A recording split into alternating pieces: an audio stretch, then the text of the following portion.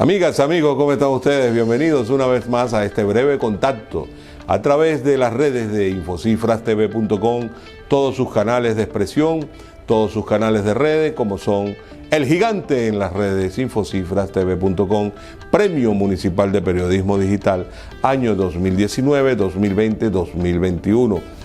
En la tarde de hoy, dentro de poco tiempo, o es más, estamos saliendo casi que en paralelo este programa con mi presentación en vivo en Globovisión en el programa Argumento con la periodista Rosa Colmenares.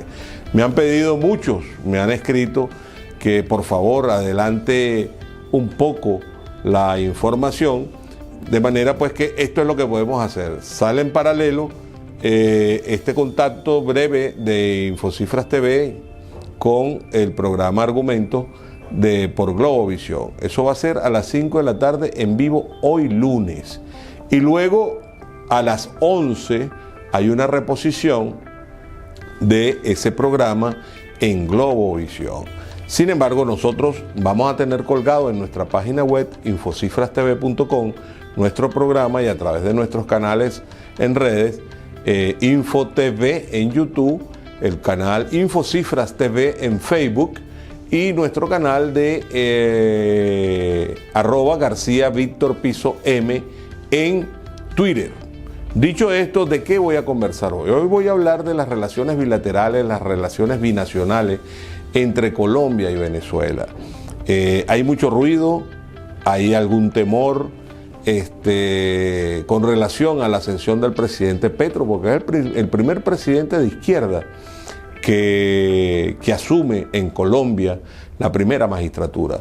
Sin embargo, yo les puedo decir que el presidente Petro es un hombre, en primer lugar, muy inteligente. En segundo lugar, es un hombre economista de profesión. En tercer lugar, un hombre moderado, serio, de juicios denso y profundo.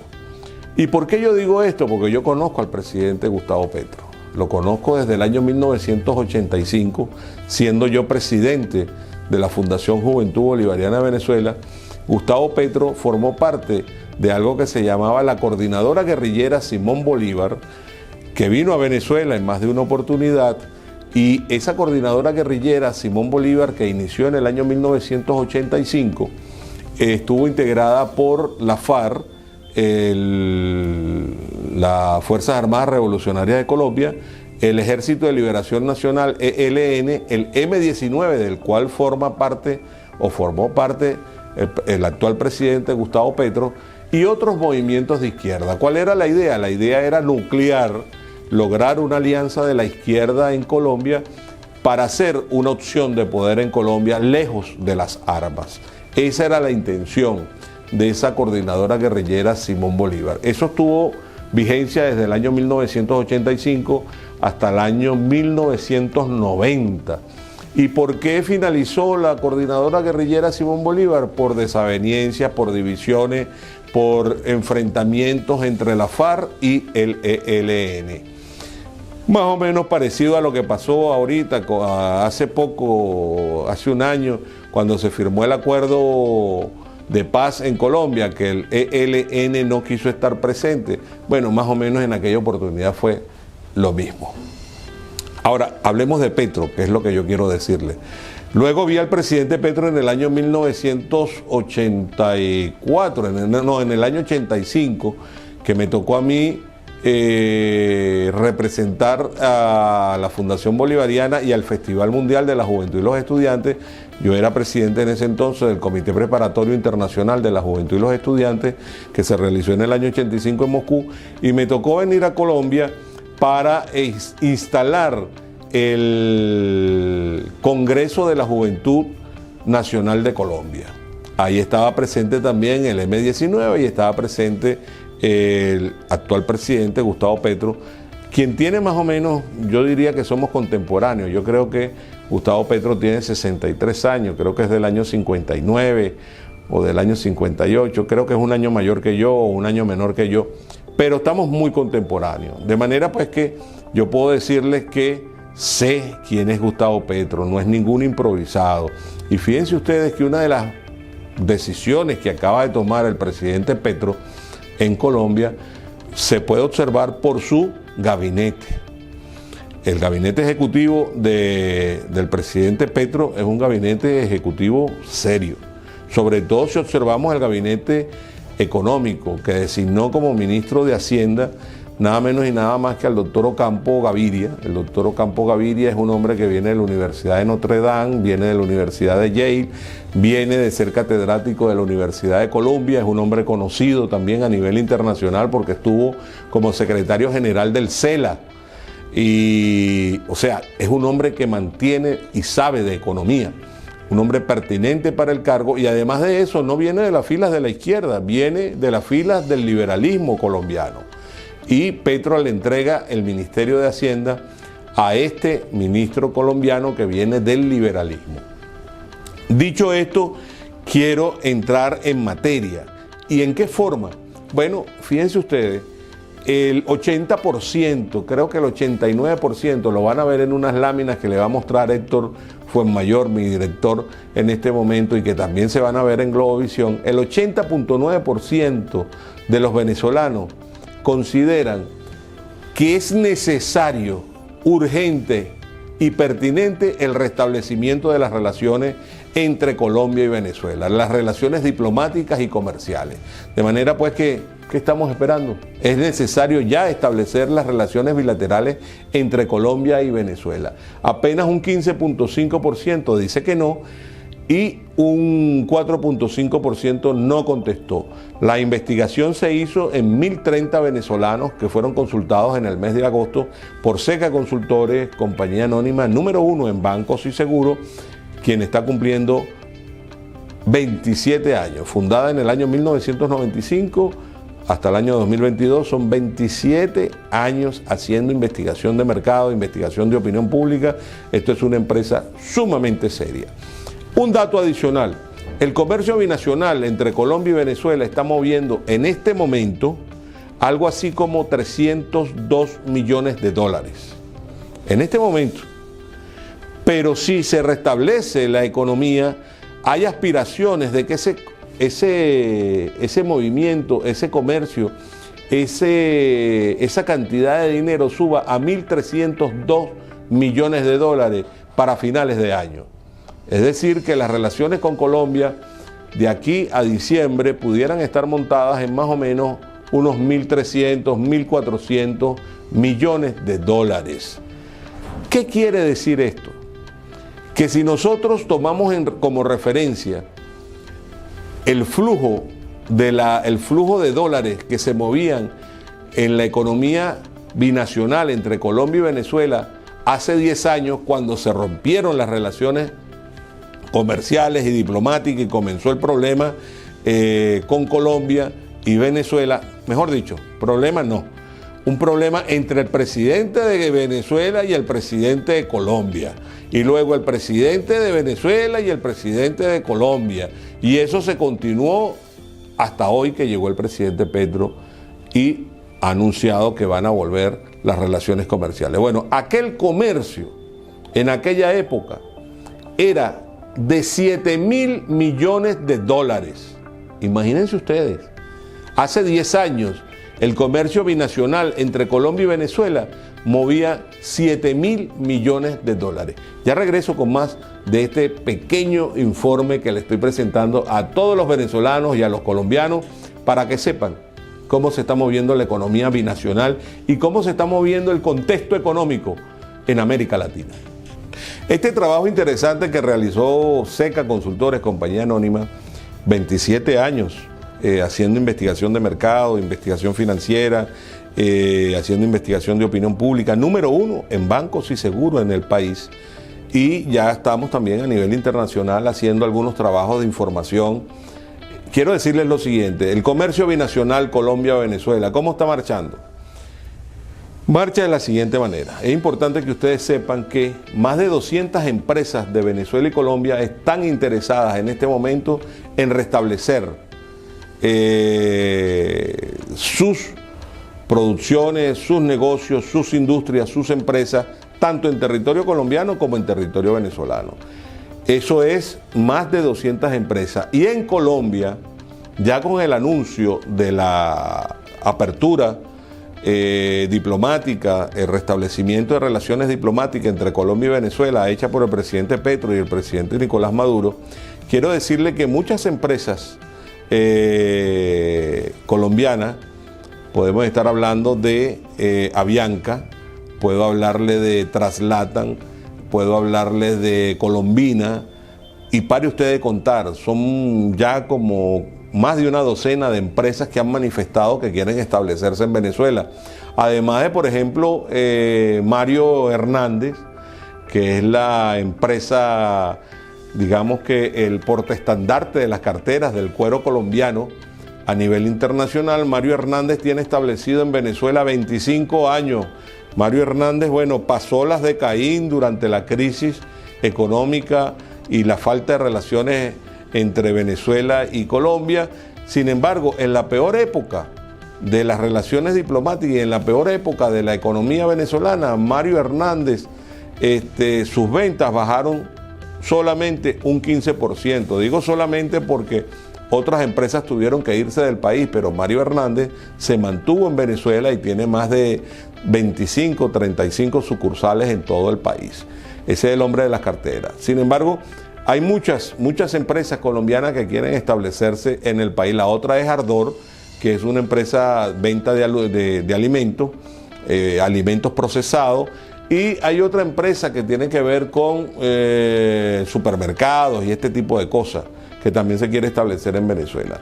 Son 80 compañías que están exportando productos desde Colombia. ¿En qué sectores? En el sector de la industria básica, el 44%, la agroindustria, un 19%, la industria liviana, un 18%, productos primarios, 12%, maquinaria y equipo, un 7%, y la industria automotriz con un 0,10%.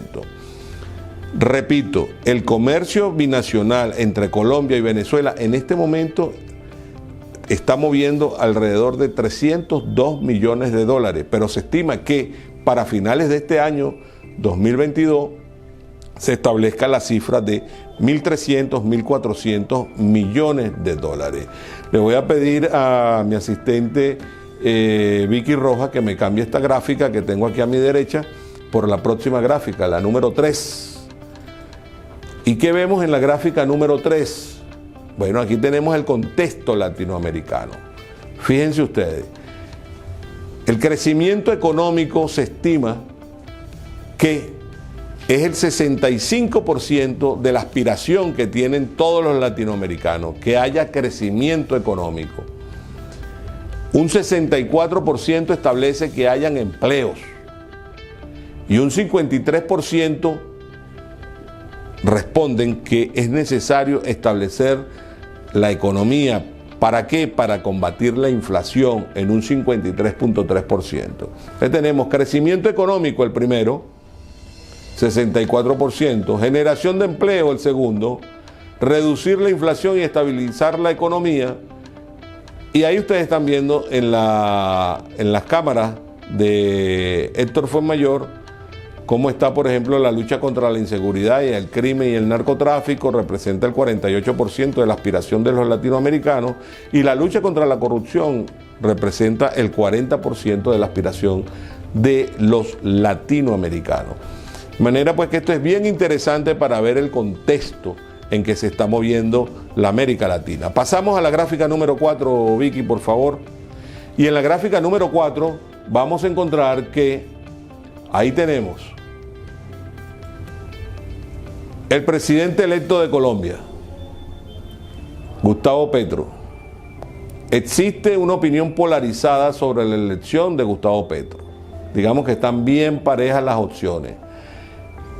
17% sostiene que es muy favorable, un 33% sostiene que es algo favorable, el 24% sostiene que es algo desfavorable, mientras que un 20% establece que es muy desfavorable. Fíjense ustedes, ¿no?, que hay una percepción, digamos que percepción por aquel miedo a la izquierda, pero yo creo que hay que disipar esas dudas, creo que hay que despejar ese miedo hacia el presidente Petro, porque vuelvo a repetir, el presidente Petro es un economista, el presidente Petro no es ningún loco de carretera, el presidente Petro no es un muchacho que va a pensar con el corazón de izquierda, sino que va a mover la economía colombiana con la cabeza, y por eso ha designado a un hombre, a un experto liberal en materia económica para que maneje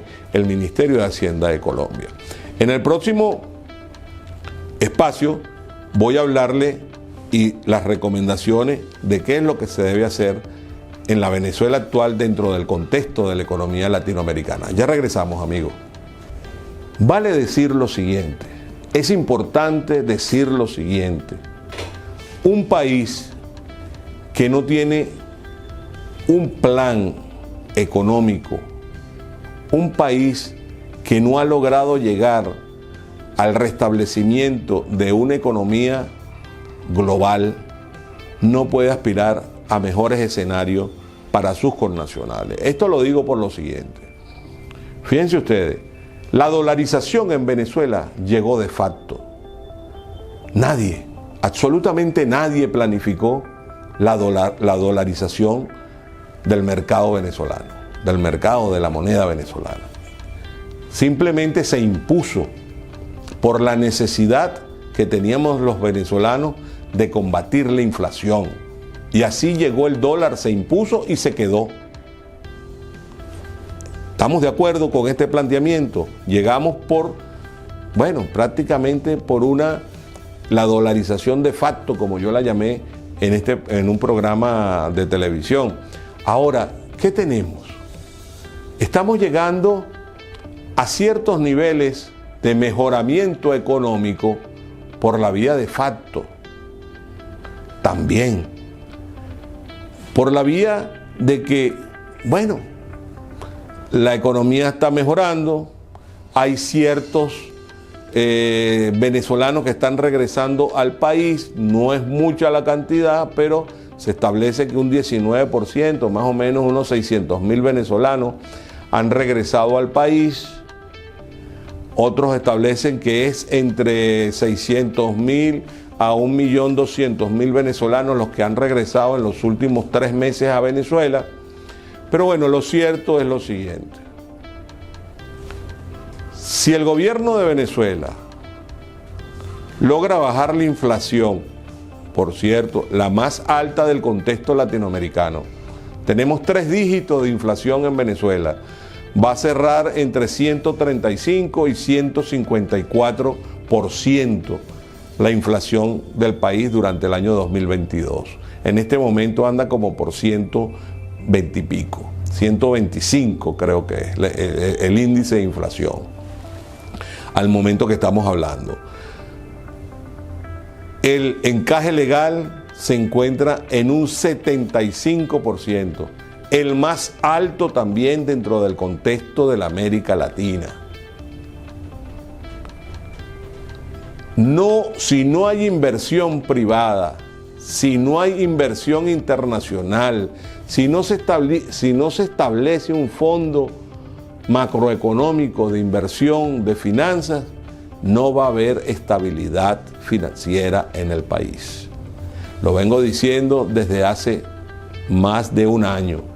Es necesario que el gobierno del presidente Nicolás Maduro comience a pensar con cerebro económico y que deje el corazoncito de la izquierda a un lado, como hicieron los chinos. Los chinos dejaron el comunismo a un lado, el corazoncito del comunismo a un lado, y desarrollaron la economía. Ahí están los chinos. Hoy es un país, sin lugar a duda, número 1 en la economía mundial. ¿Qué pasa? Que es que la economía tiene que ser integral. La economía no puede ser una colcha de retazo. Coses aquí, coses allá, tapas allá, pisas aquí. No. Venezuela en materia económica es como aquello que decía Guzmán Blanco, es como un cuero seco, lo pisas por un lado y se levanta por el otro. Por eso es que las medidas económicas tienen que ser integrales. Entonces, ¿qué llamo yo medidas integrales? Un fondo de estabilización macroeconómica donde Venezuela se acuerde con el contexto internacional de las bancas multilaterales, que vaya a la banca multilateral, porque necesitamos un préstamo fuerte. Venezuela necesita ingresos superiores a los 45.000 millones de dólares. Y esa inyección de dólares solamente se puede establecer a través de la banca internacional, Fondo Monetario Internacional, Banco Mundial. ¿Qué estamos esperando? Por otra parte, tenemos el problema del encaje legal. ¿Por qué el presidente Maduro? Tome el ejemplo de Petro. ¿Ustedes saben cuánto es el encaje legal que hay en Colombia? El 4.3%. ¿Ustedes saben cuál es la inflación que hay en Colombia? De un dígito, 8%.